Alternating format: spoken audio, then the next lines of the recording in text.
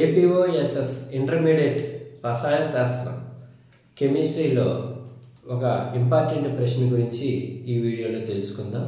ముందుగా మన యూట్యూబ్ ఛానల్ని సబ్స్క్రైబ్ చేసుకుంటే మరిన్ని వీడియోలు మీరు వీక్షించడానికి అవకాశం ఉంటుంది.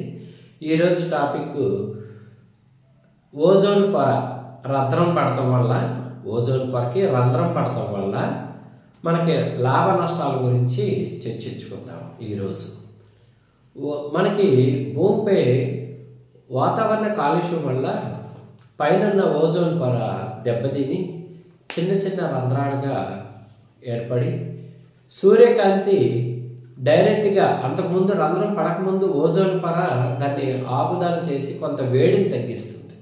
ఇప్పుడు హోల్స్ పడటం వల్ల డైరెక్ట్గా భూమి మీదకి అతి నీలలోహిత కిరణాలు అంటే అల్ట్రావైలెట్ యూవీ కిరణాలు డైరెక్ట్గా భూమి మీదకి వస్తాయి. దీనివల్ల ఏమవుతుందంటే భూమి మీద ఉష్ణోగ్రత బాగా పెరిగిపోతుంది. డైరెక్ట్గా వస్తున్నాయి కదా మరి వేడి కిరణాలు. అంతేకాకుండా మన చర్మంపై పడినట్లయితే అతి నీలలోహిత కిరణాలు యూవీ కిరణాలు మన చర్మంపై పడినట్లయితే చర్మ క్యాన్సర్ వచ్చే అవకాశాలు ఎక్కువగా ఉంటాయి. రెండోది కంటి సమస్య, కంటి దురద రావడం, కంటి చూపు మందగించడం జరుగుతుంది. మన శరీరంలో రోగ నిరోధక శక్తి తగ్గి వ్యాధులు ఎక్కువ అవుతాయి. డైరెక్ట్గా మరి వేడి మన శరీరం ఎంత తట్టుకోగలదో అంతే తట్టుకుంటుంది. అంతకంటే ఎక్కువైతే రోగ నిరోధక శక్తి ఆటోమేటిక్గా తగ్గిపోతుంది. నెక్స్ట్ మొక్కల పెరుగుదల కూడా తగ్గుతుంది. అవి మనకి పంట దిగుబడి కూడా చాలా తగ్గుతుంది. దీనివల్ల ఆహార సమస్య కూడా ఎక్కువగా ఉంటుంది అన్నమాట. నెక్స్ట్ మేఘాలు ఏర్పడటానికి చాలా తక్కువ అన్నమాట. మేఘాలు ఏర్పడడానికి ఆటంకం కలిగిస్తాయి ఈ వాతావరణ కాలుష్యం.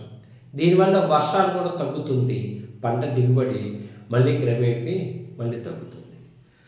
దీనికి వాతావరణ కాలుష్యాన్ని మనం ఎప్పుడైతే తగ్గించుకుంటామో ఈ ఓజోన్ పొరను మనం కాపాడుకున్న వాళ్ళం అవుతాం. అప్పుడు సూర్యు యొక్క అతి నీలలోహిత కిరణాలు డైరెక్ట్గా మన మీద పడుకోకుండా కొంత మానవ మనుగడకి ఉపయోగపడే విధంగా మన కాలుష్యాన్ని తగ్గించుకోవాలి.